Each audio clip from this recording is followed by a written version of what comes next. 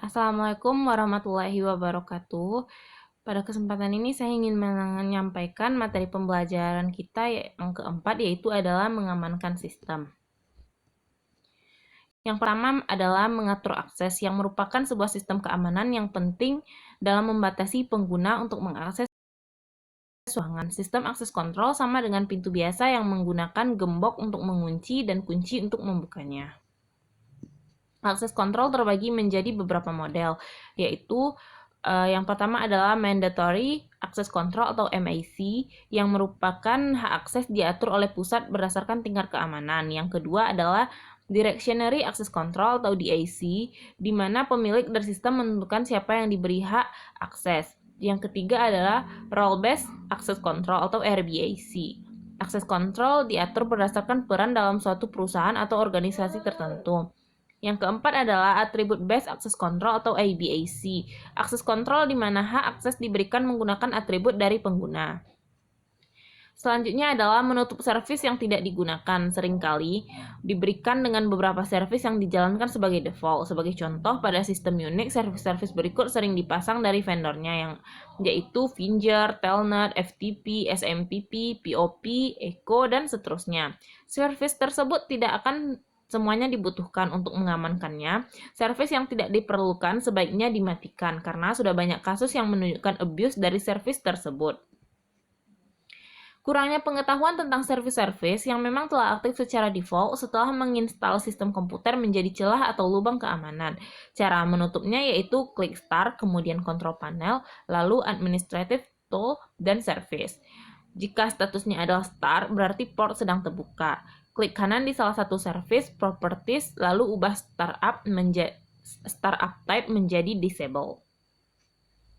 Selanjutnya adalah memasang proteksi. Proteksi dapat berupa filter. Data yang lebih spesifik adalah firewall. Filter dapat digunakan untuk memfilter email, informasi, akses, atau bahkan level package tertentu. Tujuan utama firewall adalah untuk menjaga prevent agar akses ke dalam maupun keluar dari orang yang tidak berwenang tidak dapat dilakukan.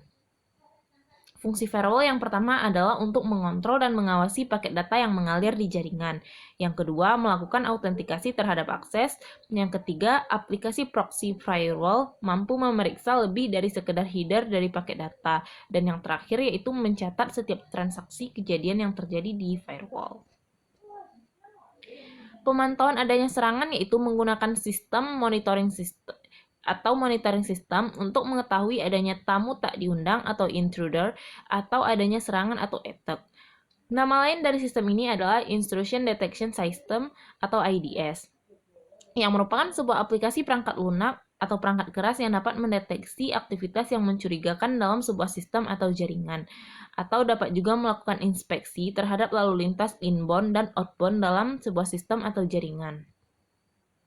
Jenis-jenis IDS yaitu yang pertama adalah Network Based Intrusion Detection System.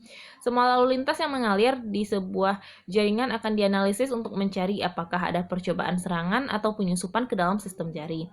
Dan yang kedua adalah Host Based Intrusion Detection System atau HIDS. Aktivitas sebuah host jaringan individual akan dipantau apakah terjadi sebuah percobaan serangan atau penyusupan ke dalamnya atau tidak. Selanjutnya adalah audit backup routine. Audit adalah proses yang sistematis, independen, dan terdokumentasi untuk mendapatkan bukti, kemudian evaluasi untuk menentukan sejauh mana kriteria audit terpenuhi. Tujuannya yaitu untuk pengamanan aset, menjaga integritas data, efektivitas, efisiensi, dan ekonomis. Selanjutnya, backup secara rutin. Hal ini dilakukan untuk menghindari hilangnya data akibat bencana seperti kebakaran, banjir, dan lain sebagainya. Apabila data-data di backup tetapi diletakkan pada lokasi yang sama, kemungkinan data akan hilang jika tempat yang bersangkutan mengalami bencana seperti kebakaran. Nah, itulah materi tentang mengamankan sistem. Terlebih dan terkurang saya mohon maaf. Assalamualaikum warahmatullahi wabarakatuh.